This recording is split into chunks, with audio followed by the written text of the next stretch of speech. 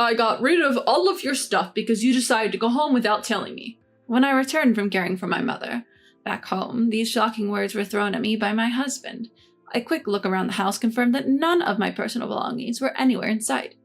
Why would you do such a thing? You left me here all alone to go back home. It's your fault for not listening to me. With that, my husband flung the newspaper he was reading at me. I let out a heavy sigh at his childish behavior. My name is Lucy. I am due to retire at the age of 65 this year, but have accepted an offer to continue working till I'm 70.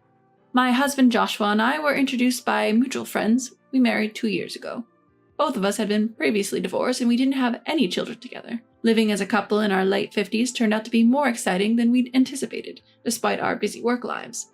However, ever since my husband retired a year ago and started staying at home, his attitude towards me has slowly changed. From the start of our marriage, he has been somewhat dominant at home. Constant complaints and snide remarks about my housekeeping have worn me down emotionally. As we were newlyweds, I was concerned about our lives in old age. Divorce wasn't an option back then, no matter how tough things got. Well, dinner? I haven't seen someone in such a long time, I'm definitely going. I received a call on my cell phone from a friend from college inviting me for a meal after not seeing each other for several years. We were all so busy that we hardly had the chance to get together, so I immediately accepted the invitation. We agreed to have lunch together the following Sunday. I was looking forward to meeting my old friends and worked hard to make it that day. To make sure I arrived on time for our meeting, I left the house. While my husband, who usually sleeps until noon since his retirement, was still asleep, I left a handwritten note before heading out. Sorry to keep you waiting, you're all early. I planned to arrive 15 minutes early, but my friends were already there. We just got too excited and arrived too early. Today, 2 of my high school friends, who also attended the same college with me, were joining.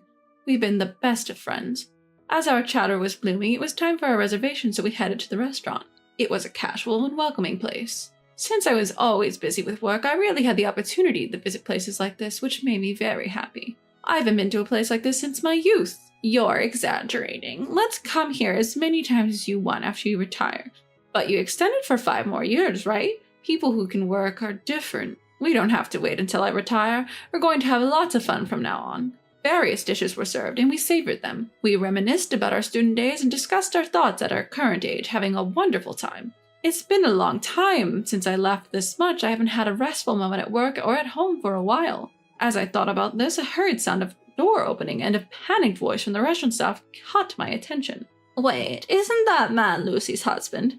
You're right. He's coming this way. What? No way. Hearing my friend's words and looking towards the commotion, I found my husband with a devilish look on his face heading towards us. I instinctively looked away, but the next moment all the dishes on the table were knocked to the floor by my husband. The sound of the plate shattering echoed throughout. In the middle of the uproar in the restaurant, the first to speak was my husband. Why did you go out without preparing my meal? What? What are you talking about? You always manage to eat without me making anything. I'm talking about today, and you're wasting money in a place like this. It's my money I earned, and I'm free to spend it how I want, right? Shut up. You don't talk back to me. You'll lose your income when you retire at 70. I'm telling you to save it. My husband's absurd argument made me raise my voice, but realizing this was a public place, I recoiled and made myself small. Not only my friends, but also the other customers and staff were taken aback and were staring at us. Feeling embarrassed and angry, my face turned red. Then one of my friends stood up. Why are you here all of a sudden? We're just friends gathering for a meal. As a husband, I think you should understand that much. That's right. Just because you're married doesn't mean you have the right to control her, they said, glaring at him. Relieved at my friend's support, I looked at my husband. It was evident that he was trembling with rage. Apparently, he was so angry that he did something unthinkable. He took water from the next table and splashed it at my 2 friends. Ah! Hey, what are you doing? I stood rigid, aghast at what had just happened, merely watching my drenched friends. It's because of people like you who take her out that her housework gets neglected. With that, my husband yanked my hand and dragged me out of the restaurant. All the while, the restaurant was buzzing with commotion, and I could not bring myself to raise my voice. Days later, I called my friends to apologize. I'm truly sorry. It's not your fault, Lucy. It's clearly your husband who's in the wrong. To be frank, you should leave him. You'll be constrained in everything you do from now on. My friend said this with an awkward look, but I also thought that I needed to rethink my relationship with my husband after this incident. Joshua has changed, but I can't bring myself to cut ties. Even though I knew in my head that I needed to leave, I was already emotionally attached to my husband after just a few years together. But, as if to mock my feelings, my husband took an outrageous action again. Given the recent incident, I figured I wouldn't be able to go out without telling my husband anymore, so I decided to go shopping with him. Do you have any plans today, dear? I'm retired now, so of course I don't. Are you making fun of me? No, that's not it. I was thinking of going shopping. Would you like to come with me? I guess I have no choice. We headed to the shopping center, where we could find anything we needed. Even while driving, my husband looked sullen and seemed to be in a bad mood. We're here. We're here. What did you come to buy? I came to buy my mom's pajamas and such today. The ones she's wearing now have gotten old. When I answered this way, my husband let out a heavy sigh. Why do I have to shop for your mother? He ended up not even getting out of the car. I had no choice but to shop alone. When I quickly returned to the parking lot, not only the car, but also my husband was gone. Thinking it was strange, I called my husband multiple times, but he didn't answer. Could it be he went home first? I searched around for a while, but I couldn't find my husband in the end. Since I didn't have money for a taxi fare, I ended up walking home. It was a 1-hour walk carrying bags. Being nearly 60 years old and lacking in regular exercise, I had to take several breaks and eventually arrived home in 2 hours. When I got home, my husband was laughing heartily while watching TV and drinking beer. When he noticed my return, he looked at the exhausted me and laughed again as if mocking me. How many hours did it take you to get back? That's because you left me there. Why would you go home all of a sudden? Your shopping isn't my concern. Now hurry up and make dinner. He said, then he leaned back on the sofa and turned his attention back to the television. I'm not done talking. Even when I shouted at him, he ignored me. Being repeatedly subjected to my husband's selfishness, my frustration reached a boiling point.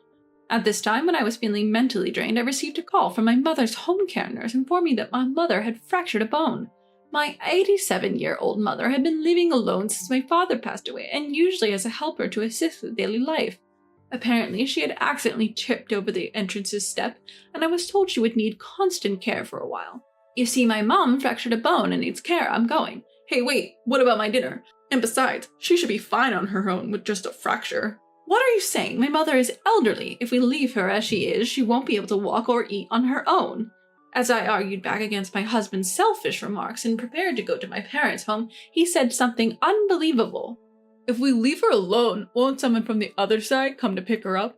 Then we wouldn't have to deal with her anymore, right? He smirked as if enjoying my reaction. You're despicable.